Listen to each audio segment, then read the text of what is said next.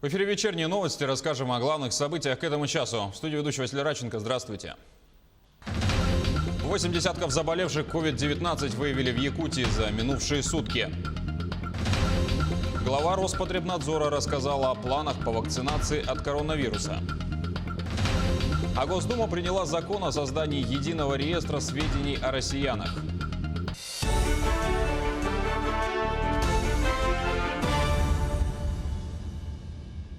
«80 случаев заболевания коронавирусом зафиксировали в Якутии за сутки. 47 новых из них выявлены в Якутске, 17 в селе Хангор-Бие Намского района, 5 человек в Ленске, 4 в Нерюнгри, по 2 случая в Аймиконском и Татинском районах и по одному новому случаю в Мирном, Верхневилюйском и Мегино-Кангаласском районах.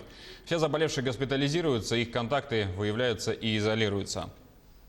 Особое внимание хотелось бы обратить внимание на и районы улусы, в которых появляются единичные случаи, они разрастаются. Это в том числе и Татинский улус, где у нас на настоящий момент уже практически 4 случая инфицированных.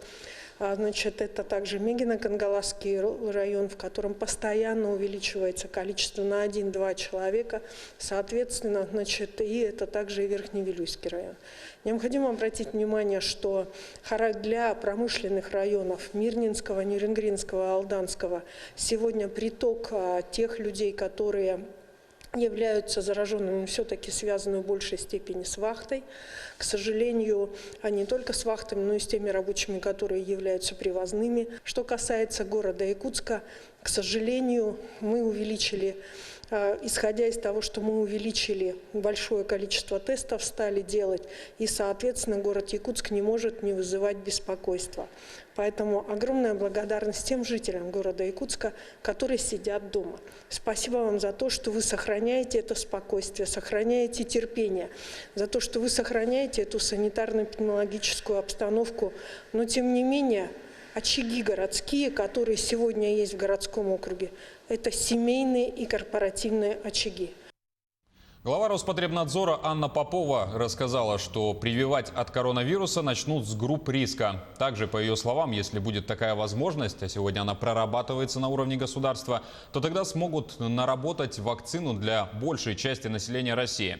Ранее Попова заявляла, что ограничения в стране отменят только после создания вакцины. А глава Минздрава Михаил Мурашко сообщил, что первые результаты испытания вакцины от коронавируса появятся в конце июля. Так как доклинические тесты идут по графику, разработкой занимаются сразу несколько предприятий. Оснований для задержки дополнительных выплат врачам, работающим с больными коронавирусом, нет. Об этом на заседании правительства объявил глава российского Кабмина Михаил Мишустин. По его словам, деньги за апрель уже должны быть выплачены в полном объеме, а в ряде регионов уже начались выплаты за май. Премьер обязал Минздрав и Федеральное казначейство держать ситуацию с выплатами медицинскому персоналу под жестким контролем. Прошу совместно с Минкомсвязью проверять и оперативно отрабатывать все обращения, которые приходят по этой теме на портал государственных услуг, и докладывать мне о текущей ситуации ежедневно. По поручению президента выделим 25 миллиардов рублей на поддержку автопрома. Из них 5 миллиардов рублей направим на закупку автомобилей скорой медицинской помощи. Кроме того, средства пойдут на льготное автокредитование и лизинг, а также на обеспечение опережающих закупок отечественной автомобильной техники для нужд компаний и корпораций с государственным участием. Айсен Николаев подписал указ об установлении стимулирующих выплат сотрудникам социальных учреждений Якутии.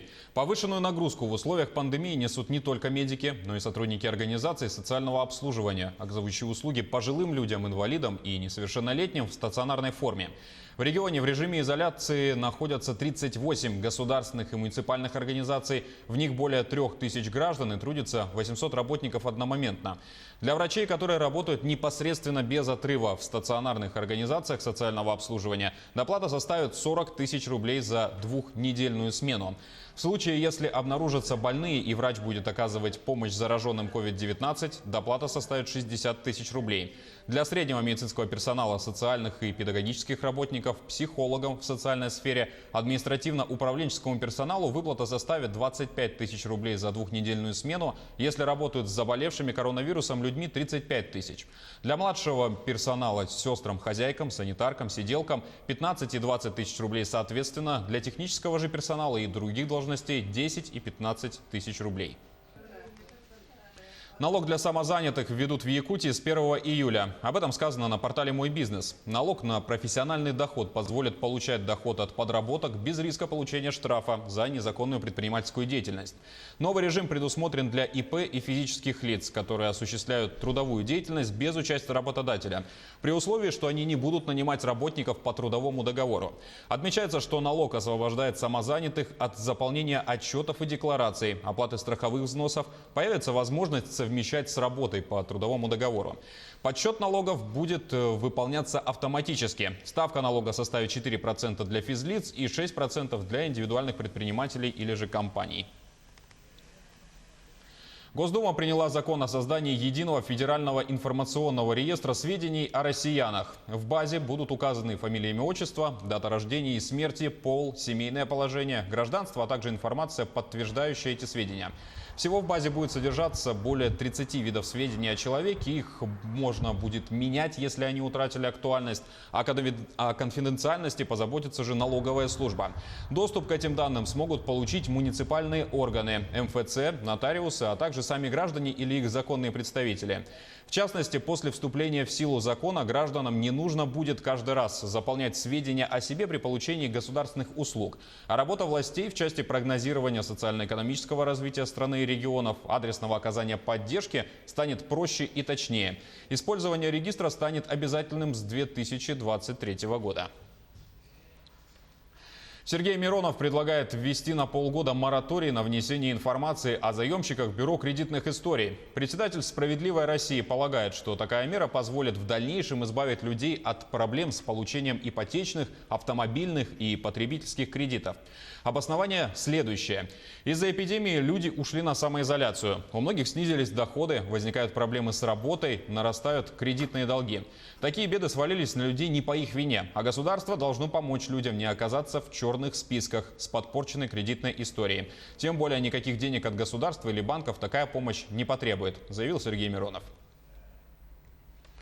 Вскрытие реки Колымы у поселка Черский в Якутии ожидается 25-27 мая. Также, по данным регионального МЧС, 23-25 мая прогнозируется вскрытие реки Оленек у гидропоста Сухана в Оленекском районе, что на несколько суток раньше многолетней нормы. Ледоход на реке Лени в ближайшие 2 суток продвинется до Булунского района, на реке Индигирки до Абыйского. А на реке Яне ледоход в ближайшие 2-3 суток будет продвигаться по территории Устьянского района.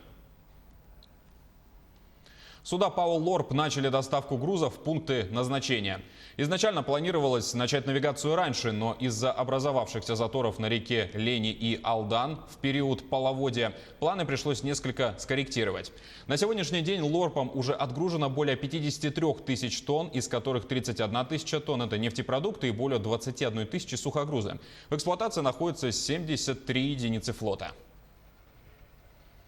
Повышение уровня воды прогнозируют у Якутска и его пригородов. Таков прогноз регионального МЧС на 28 и 29 мая. В сообщении сказано, что ожидается повышение уровня воды с подтоплением пойменных участков местности. Населению рекомендуется соблюдать меры безопасности. Напомню, что за гидрологической ситуацией на реках республики можно наблюдать самостоятельно на специальном сайте «Половодье-2020».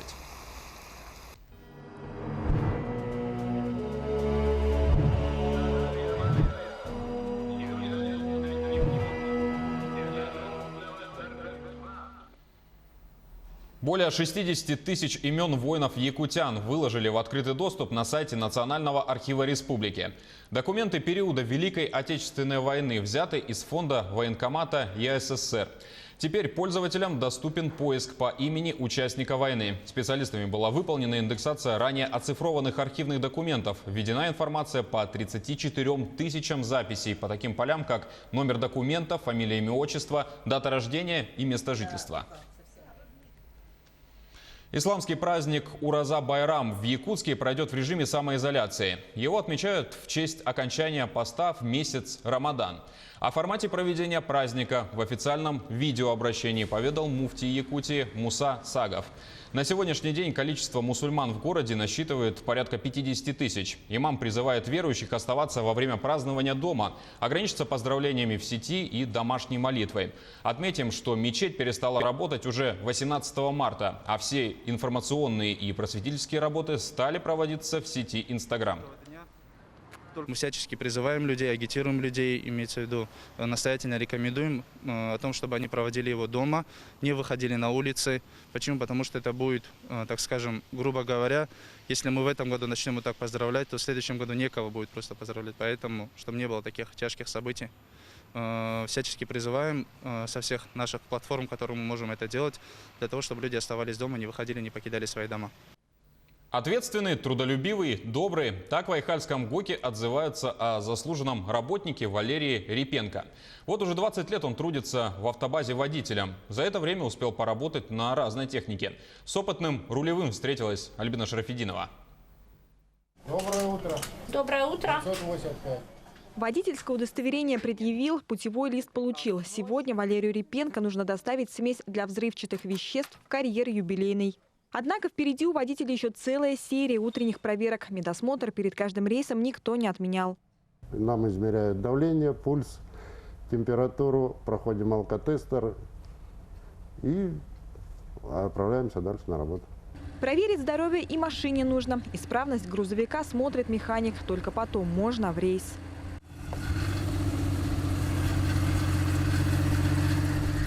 Уже 8 лет Валерий управляет КАМАЗом, но так было не всегда. Сначала мужчина работал на Урале и МАЗе. После обновления парка сел на новый КАМАЗ, чему очень рад.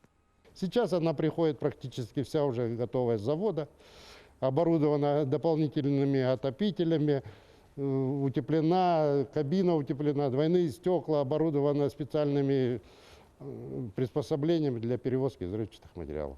Заслуженного работника в комбинате ценят за добросовестный и многолетний труд. Валерий Репенко всегда участвует в трудовых соревнованиях. Репенко Валерий у нас работает более 20 лет в автоколонне.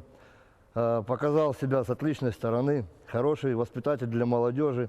Вырастил уже большое поколение молодых водителей. Отстажировал их, они уже работают. Мужчине, можно сказать, повезло. 20 лет он трудится в Алроса. Это первое и единственное место работы в Айхале. Виктор планирует поработать до выхода на заслуженный отдых.